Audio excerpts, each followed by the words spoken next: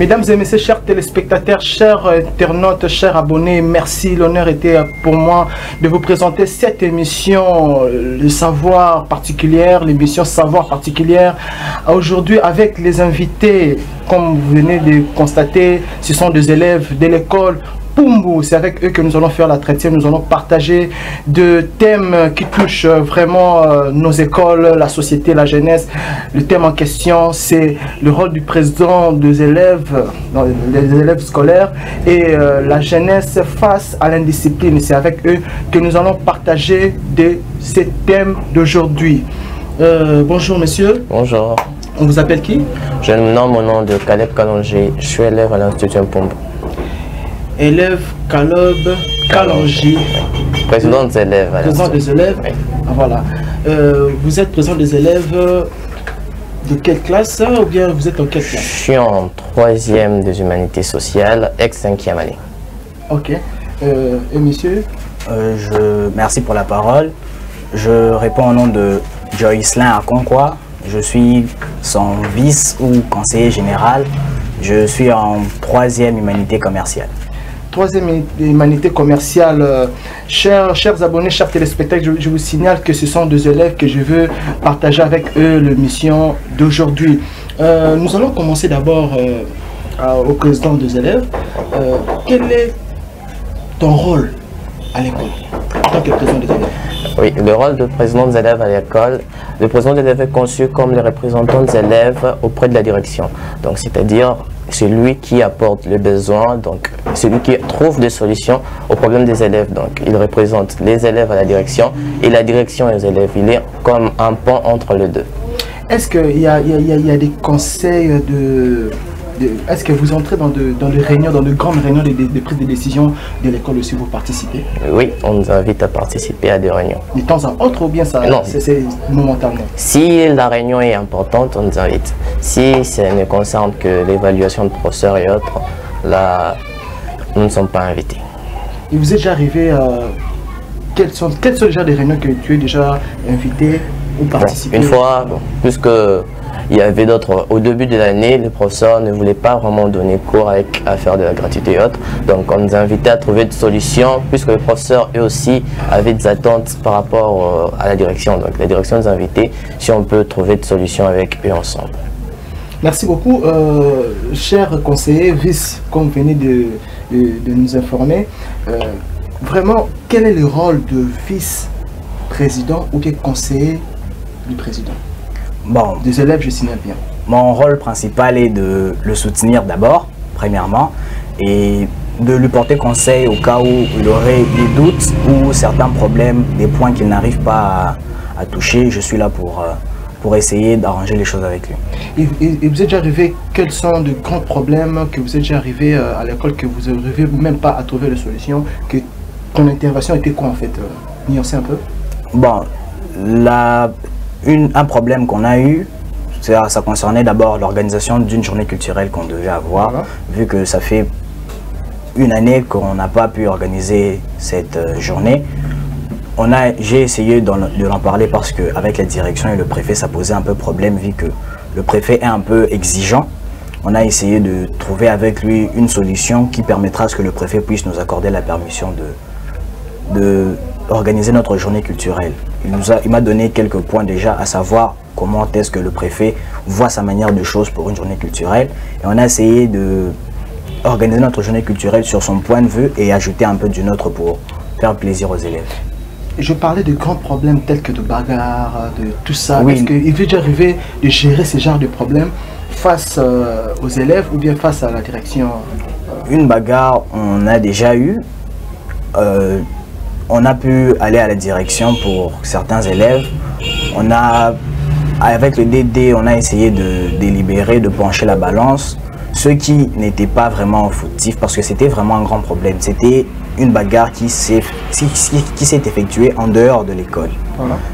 Donc avec les gens des environs, on commençait à un peu salir la réputation de l'école en disant que c'est pas une école. Mais ces genres de choses, ça arrive. On a une école comment? Donc c'est pas une école qui forme... critique en fait. Critique, oui. Voilà. Ils ont dit que une école ne peut pas... Des élèves d'une école ne peuvent pas avoir ce genre de comportement. on a essayé de voir avec le DD et le conseil de discipline pour essayer un peu de trancher. Voilà, président Caleb, vous avez mandat de combien de temps, combien de mois? C'est trimestriel? C'est comment en fait? D'habitude, pour arriver dans le critérium de candidat de... Oui, d'habitude nous avons une année de mandat, mais avec cette année qui est bouleversée, moi j'ai 9 mois si je ne me trompe pas de mandat. Déjà? Non, déjà j'ai effectué 3 mois si je me trompe. 9 mois, vous allez faire ça comment? Parce que bientôt l'année va prendre. Quand l'année prend fin, je ne vais pas automatiquement quitter le pouvoir, donc ça sera jusqu'à... Comme on dit, le président reste au pouvoir jusqu'aux élections. Voilà. Jusqu'à l'année prochaine, jusqu'à ce que le gouvernement sortant organisera les élections. Et puis c'est à ce moment-là que... Maintenant, quels sont les critères pour être président? Quels sont les critères pour être président? Parce qu'aujourd'hui, on va... Parce que vous avez l'argent, parce que vous avez fait le carton, parce que vous avez fait guichet fermé à l'école, parce que vous avez des parents qui ont de moyens, et automatiquement vous devenez président des élèves. Quels sont les critériums à l'école Pumbu pour être éligible justement de ces sélections président des élèves? Oui, à Pumbu, pour être président des élèves, il ne suffit pas seulement d'avoir plein d'argent et que tu puisses avoir plein d'argent, que tu aies soldé ton frère à la direction et autres. Non, il ne suffit pas seulement de ça. À Pumbu, d'acheter des présents, les professeurs.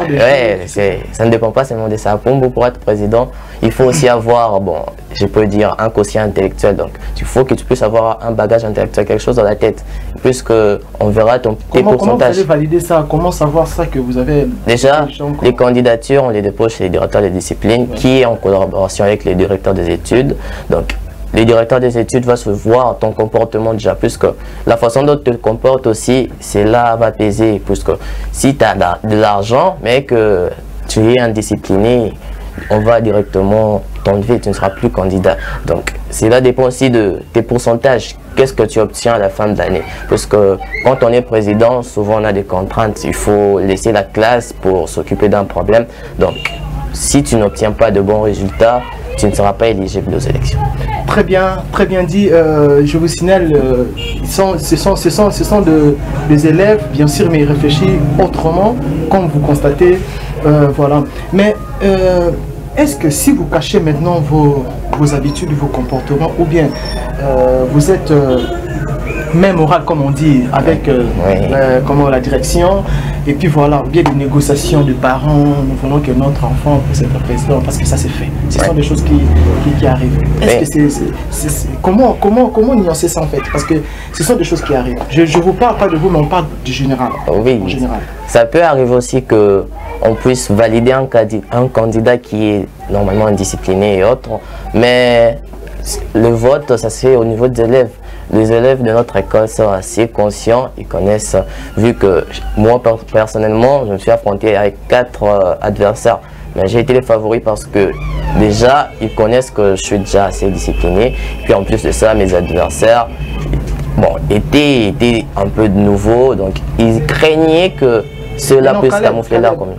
Si arrive que vous-même, le président des élèves, vous commettez en fait un grand délire, vous perdez contrôle, par exemple la matière de l'amour scolaire, vous-même le président, vous tombez dans le même sac, dans le même filet.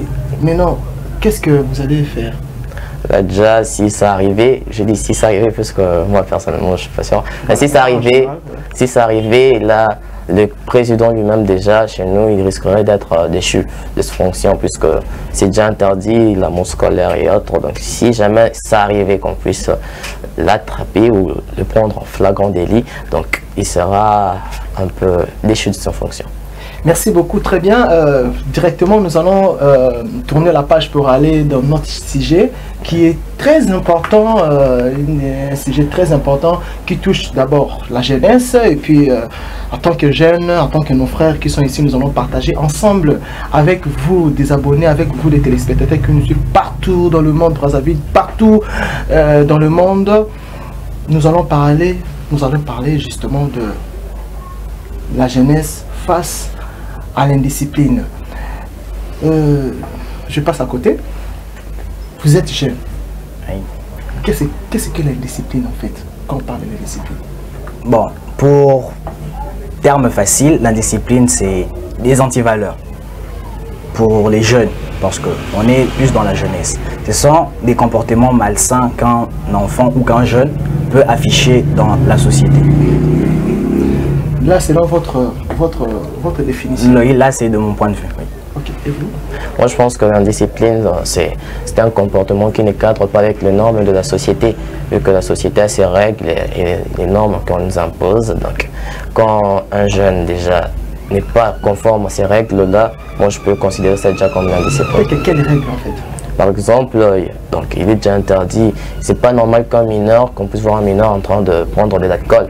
Et puis de l'alcool, c'est pas seulement une petite dose ou un petit degré, non, avec un degré élevé, donc déjà on peut considérer ça comme de l'indiscipline. Et de ce côté, de ton côté? Bon, le tabac par exemple. Déjà, les scientifiques ont prouvé que le tabac est nuisible pour la santé. Mais des jeunes de nos jours, je ne sais pas si ils sont entêtés jusqu'à quel point, mais ils continuent à en prendre malgré que c'est interdit. Est-ce qu'à l'école, c'est déjà arrivé que vous trouvez un élève avec un tabac, chauffe, cigarette, tout ça?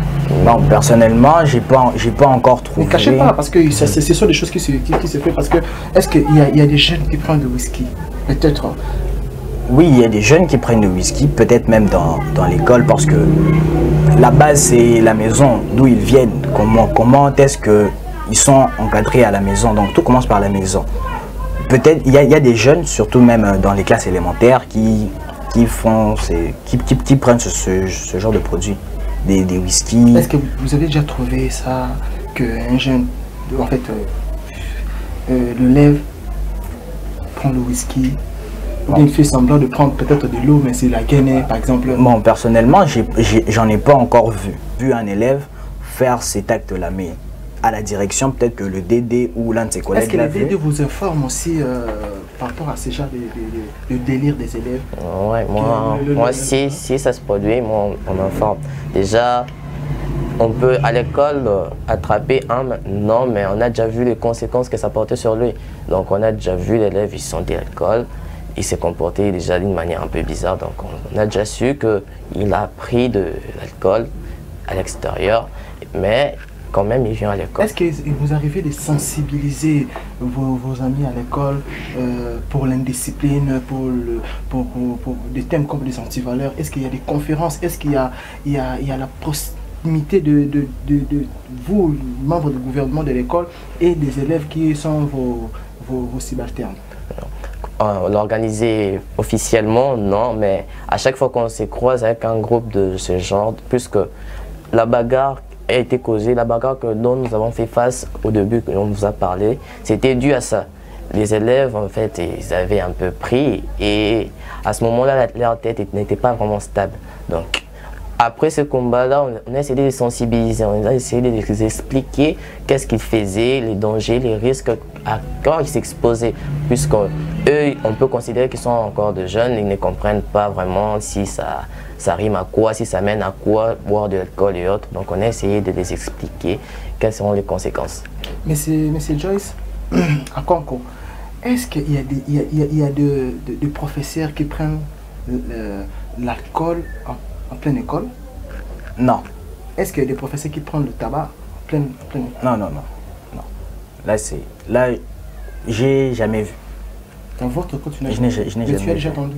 Oui, j'ai déjà entendu. Dans d'autres écoles? Oui, dans d'autres écoles, j'ai déjà entendu. Oui. Que les professeurs sortent dehors? Oui. Du tabac? Oui. Et dans votre école, c'est défendu? Dans notre école, c'est défendu. C'est défendu parce que c'est le professeur qui doit donner l'exemple aux élèves. Donc c'est un acte qu'il ne peut pas faire à l'école. S'il peut le faire en cachette, là au moins c'est grave, mais ça peut se comprendre. Il ne peut pas le faire en public parce que c'est lui le professeur, il doit donner l'exemple aux élèves. Bien dit, mais non, quel est le conseil que vous pouvez donner à vos amis, à vos collègues et élèves par rapport à l'indiscipline d'abord? Je passe à M. Caleb. Par rapport à l'indiscipline, donc je vais juste te conseiller d'arrêter puisque l'indiscipline ne paye pas. L'indiscipline ne paye pas. Déjà, nous avons vu les conséquences de l'indiscipline avec de jeunes gens qui ont commencé de bas âge. Donc, Peut-être qu'ils ne savent pas si l'indiscipline va leur mener où, mais moi je pense que quand on commence dès le bas âge avec l'indiscipline, ça sera pour toute une vie. Une personne qui apprend à insulter aujourd'hui, demain, ça va devenir comme une habitude pour lui. Donc déjà, il faut arrêter puisque ce n'est pas bien. L'indiscipline peut vous bloquer quelques opportunités. Tu peux avoir une opportunité par exemple de voyager, par exemple d'avoir une bourse, mais juste à cause de l'indiscipline dont tu fais face devant les professeurs, la société, tu peux être privé de cette occasion. Manque de respect, par exemple, face au professeur, et tout.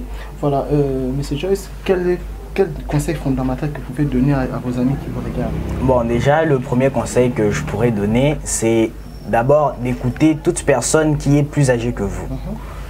Ce n'est pas l'écouter en toute chose, mais l'écouter en bien. Vous avez une conscience, donc vous savez pencher entre le bien et le mal. Déjà, écoutez tout adulte qui vous conseille en positif. Voilà. Et les parents aussi, écoutez les parents, écoutez vos aînés, soyez en ordre partout là où vous serez, comme il y a de ceux qui vont à l'église, mais quand ils sortent de l'église, ça devient une autre personne. Donc ce sont des choses à éviter, à rester strict dans ces décisions. Donc quand vous refusez une chose, quand vous refusez de commettre un acte, ne le faites pas. Ce n'est pas un plaisir, mais c'est quelque chose qui doit être fluide en vous. Déjà, écoutez vos aînés, écoutez les conseils que les adultes vous donnent et essayez d'être respectueux. Voilà, question de curiosité un peu. Oui. Est-ce que ce que vous venez de dire ici, est-ce que vous-même, vous êtes épargné de ça ou non? Oui, moi je suis déjà épargné de ça. Bon, donc là tu me dis que tu n'as pas péché. Non, c'est pas que je pas de péché dans le genre indiscipline grave. Non, il nous arrive aussi de perdre un peu la maîtrise de soi à un moment donné et d'être indiscipliné, mais être indiscipliné en permanence, non, je ne pense pas.